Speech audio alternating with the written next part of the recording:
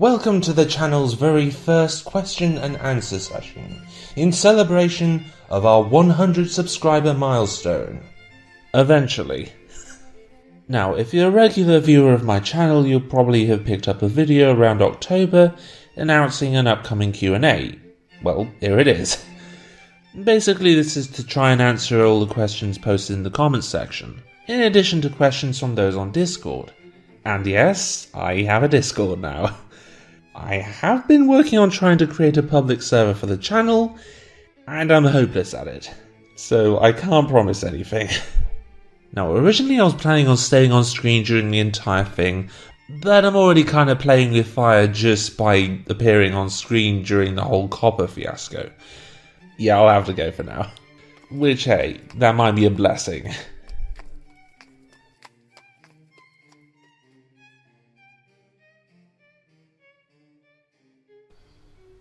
Now, before I start, I would like to make clear that this is mostly about answering the questions themselves. This isn't about reading the comment section in general. That being said, I will try to respond to any points when appropriate.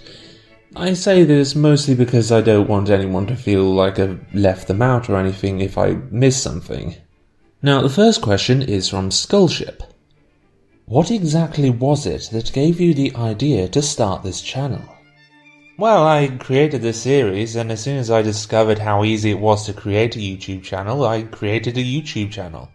Okay, to clarify, the last time I tried it was when you had to create a Google Plus account to get in, and I spent the longest time thinking that was the only way you could create a YouTube channel, even after it had been disbanded. The reason that was a problem back then was because I was pretty terrified of giving away too much personal information.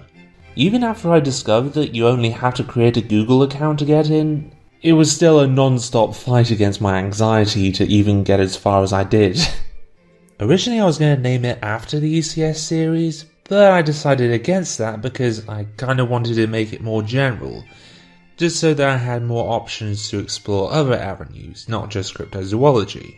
I picked Equestria Exploration because, well, it's simple and self-explanatory. It's a channel about exploring Equestria. Next we have Aaron Lopez, and before I answer the question, thank you, and I look forward to hearing more about that novel.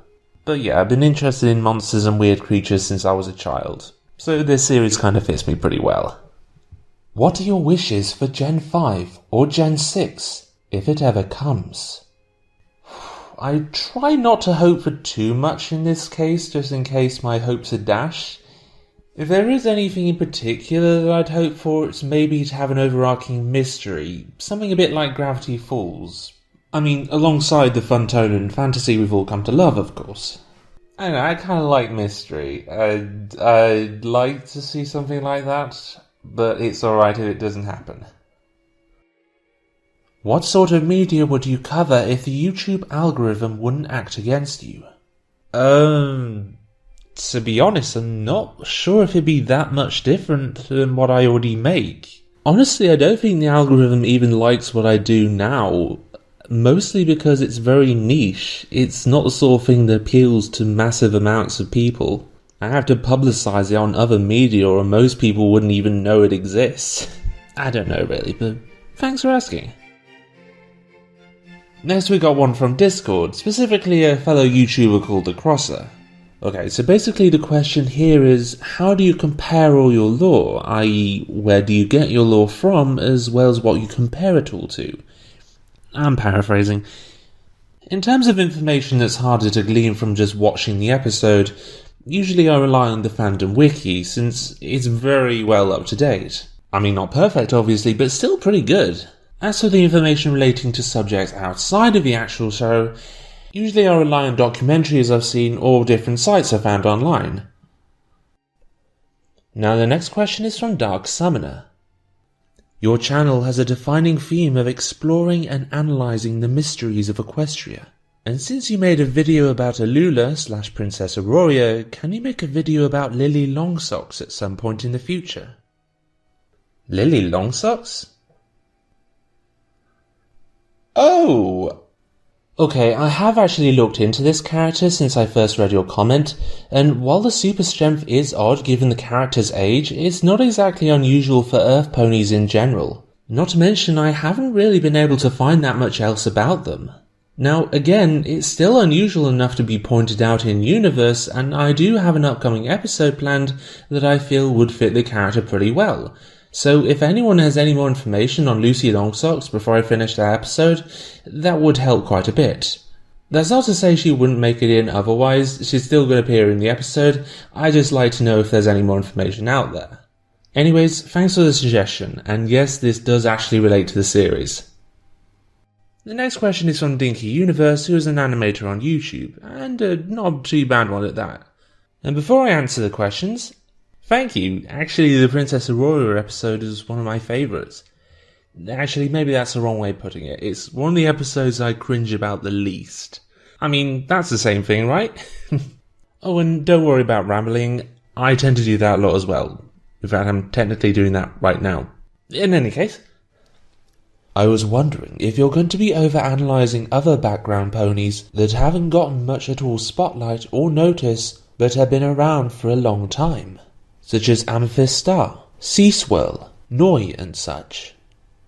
Well, certainly I am planning on taking a look at other background characters. There are quite a few that have been cited with very unusual abilities, or have been seen in unusual situations, or haven't even been cited at all but are still somehow there. Yeah, try and work that one out. At the same time, however, the format of the ECS series is that it has to focus on the mystery, and there needs to be a mystery to begin with. Don't get me wrong, these characters definitely need more love, but I don't think I can do that in the context of the ECS series. I have considered doing a separate series that focuses more on background characters. Unfortunately, for one, I'm not entirely sure how much of my creative energy I could focus into that and still keep the other projects going. I've been going through burnout a lot recently and I'm trying to avoid that happening again. In fact, there are already channels that are doing something similar if you're interested. Either way, thank you for asking, and I'm sorry I couldn't be of more help. I was wondering if you'll be doing more readings. Here is an example and a story I think you'll like about Alula. Thank you very much. I'm no idea if I'm actually going to go into narrating actual stories. That's not exactly something I've really tackled all that much. Actually, while I'm at it, does anyone else out there really want me to do narrations of stories? Seriously, I'm genuinely curious. Would you be taking requests or commissions for readings in the future, possibly opening a Patreon? Oh boy, that's a lot to take in. Well, assuming I do readings, I mean, I'd certainly be open to suggestions, but I don't really feel like I'm worth the money, to be honest. I'm honoured that you even watch my stuff, but I wouldn't ask you to pay for it. What are your future plans for this channel? Can we expect more content like this soon? Or, what are your plans regarding future projects involving your channel?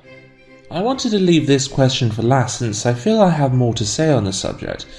I do have a number of projects planned that I would like to hopefully get done.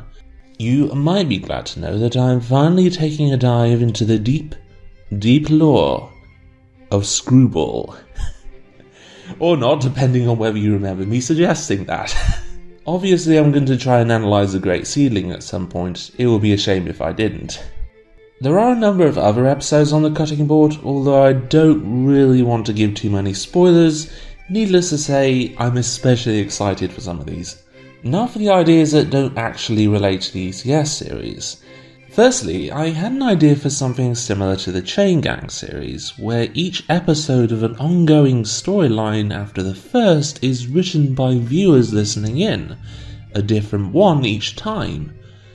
And given we now have an AI that can literally act as a universal voice actor, we have significantly more resources for making MLP audio dramas than ever before. Where am I? How'd I get here? Why don't I remember? I think I was in Canterlot. Why can't I remember? Okay, Twilight. So you're on your own in the middle of a big dark scary cave with no clues as to where. Could be worse. Maybe. Okay, stay calm. First things first, can you teleport? Okay, then I'll just have to somehow figure out where I am and find a way out. Shouldn't be too hard, right? It's fine. Perfectly fine. Just like trotting through Ponyville at night. Nothing to worry about. So, would you be interested in seeing something like that explored? Heck, you can even give it a go yourself if you like. There's a link in the description for that AI. It's surprisingly easy to use, although it does take a bit of practice to get everything to sound right. In addition to this, I was kind of thinking about doing something similar to an episode of Seconds from Disaster or Air Crash Investigation by looking into incidents that have occurred within the show that I feel are worthy of some further investigation. As it is, I have enough material for 2 episodes at most, so it wouldn't be an ongoing series like the ECS series. I have a basic style down and even the makings of a script. Whether it actually goes anywhere, that remains to be seen. Anyways, besides that, as you are probably well aware, I have been attempting to set up my channel to conduct live streams. As it is, I am still getting used to this. I did conduct at least 1 or 2 tests a while ago. Tests that were supposed to be unlisted but ended up saved on YouTube publicly. Oops. In terms of what we do in these, I was thinking either more question and answer type things or even a live investigation with audience participation. So what do you think? Also, I really need help. I have no idea what I'm doing here.